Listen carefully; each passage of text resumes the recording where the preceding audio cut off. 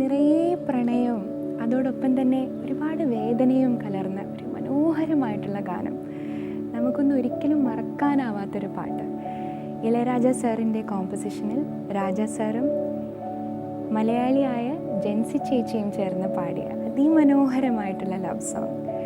ഇന്ന് ഡ്യുവറ്റിൽ നിങ്ങൾക്ക് വേണ്ടി ഈ പാട്ട് പാടാൻ കഴിഞ്ഞതിൽ എനിക്ക് ഒരുപാട് സന്തോഷമുണ്ട്. And also at the same time നിങ്ങളെല്ലാവരും ഡ്യുവറ്റിൻ്റെ ഈ പുതിയൊരു എപ്പിസോഡിലേക്ക് ഞാൻ സ്വാഗതം ചെയ്യുകയാണ്. നിങ്ങളെല്ലാവരും കണ്ടു, കഴിഞ്ഞ എപ്പിസോഡിൽ നമ്മുടെ അതിഥി സുദീപേട്ടനായിരുന്നു. സുദീപേട്ടൻ്റെ വിശേഷങ്ങൾ ഇപ്പോഴും തീർന്നിട്ടില്ല. അതുകൊണ്ട് ഒരിക്കൽ കൂടി ഡ്യുവറ്റിലേക്ക് നമുക്ക് സ്വാഗതം ചെയ്യാം ശ്രീ സുദീപ് കുമാർ. സുദീപേട്ട, വെൽക്കം ബാക്ക്. നമസ്കാരം. സുദീപേട്ടൻ്റെ പാട്ടുകളും പാട്ടിനെ കുറിച്ചുള്ള കാര്യങ്ങളും കേട്ട് സത്യം പറഞ്ഞാൽ ഞാനിങ്ങനെ ത്രില്ലടിച്ചിരിക്കുകയാണ്. ഇത്രയും അധികം സംഗീതത്തിനെ ആഴത്തിൽ പഠിക്കുന്ന ഒരു മ്യൂസിഷ്യനാണ് എന്ന് അറിയുമ്പോൾ എനിക്ക് ചേട്ടനോട് ഒരുപാട് ആരാധന തോന്നുന്നു. വെറുതെ പറയല്ല കേട്ടോ, കാര്യമായിട്ട്. ഇതൊരു റിയാക്ഷൻ ഇല്ലാത്ത അല്ല, ഇത് ജോൾസിനെ വളരെ ഫോർമലായിട്ട് സംസാരിക്കുമ്പോഴത്തേക്കാണ് കാര്യം. അങ്ങനെ നമ്മൾ സംസാരിക്കുന്നത് കൊണ്ടാണ് അങ്ങനെ പറഞ്ഞപ്പോ ഫോർമൽ ആയി പോയെന്നേ ഉള്ളൂ. പക്ഷെ ഉദ്ദേശിച്ച കാര്യം മനസ്സിന് ഉദ്ദേശിച്ചാണ് കേട്ടോ.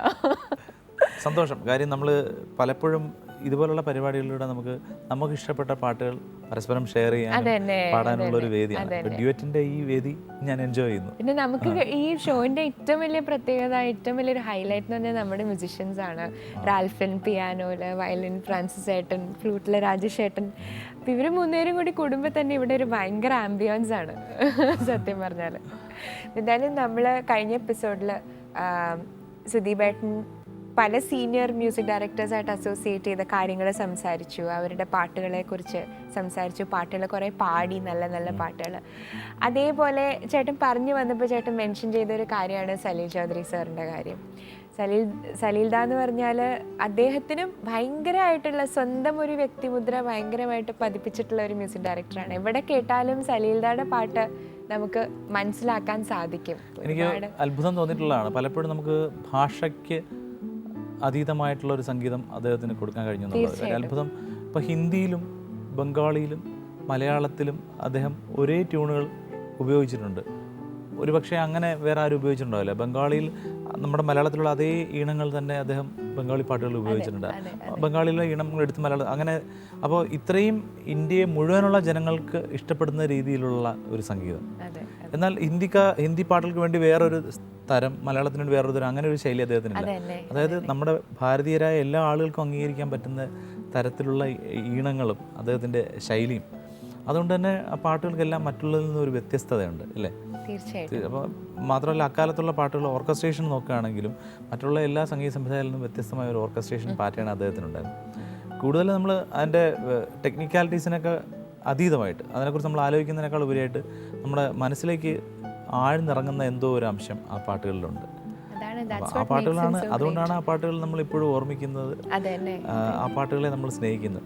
നമുക്കൊക്കെ ഭാഗ്യമില്ലാത്തവരാണ് അദ്ദേഹത്തെ ഒന്ന് കാണാനോ ഒന്ന് ഒരു മിനിറ്റെങ്കിലും അല്ല ഒരു നിമിഷമെങ്കിലും കൂടെ ഉണ്ടാവാനോ ഭാഗ്യം സിദ്ധിച്ചിട്ടില്ലാത്ത മ്യൂസീഷ്യൻസ് ആണ് നമ്മളൊക്കെ.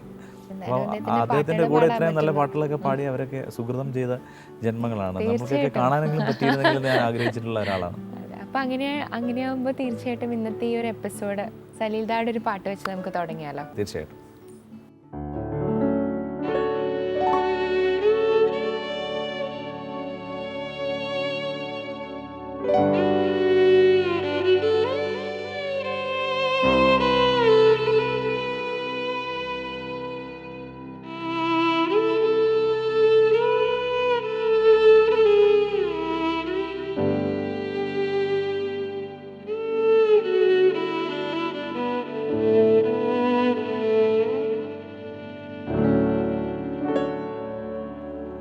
ഒരു മുഖം മാത്രം കണ്ണിൽ, ഒരു സ്വരം മാത്രം കാതിൽ, ഉറങ്ങുവാൻ കഴിഞ്ഞില്ലല്ലോ.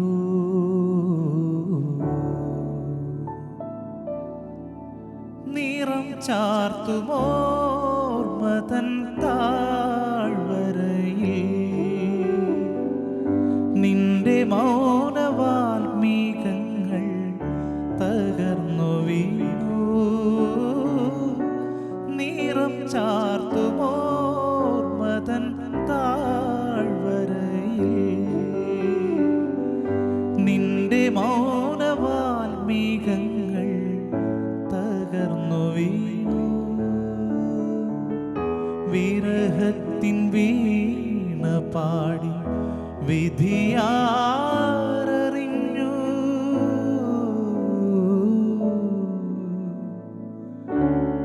മുഖം മൂടി അണിഞ്ഞിട്ടും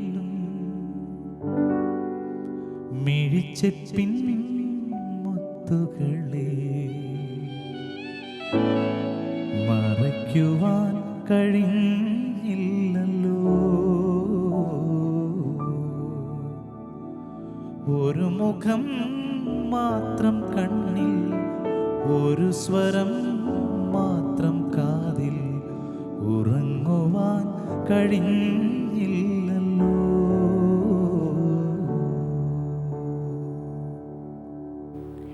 എന്ത് പാട്ടാലേ!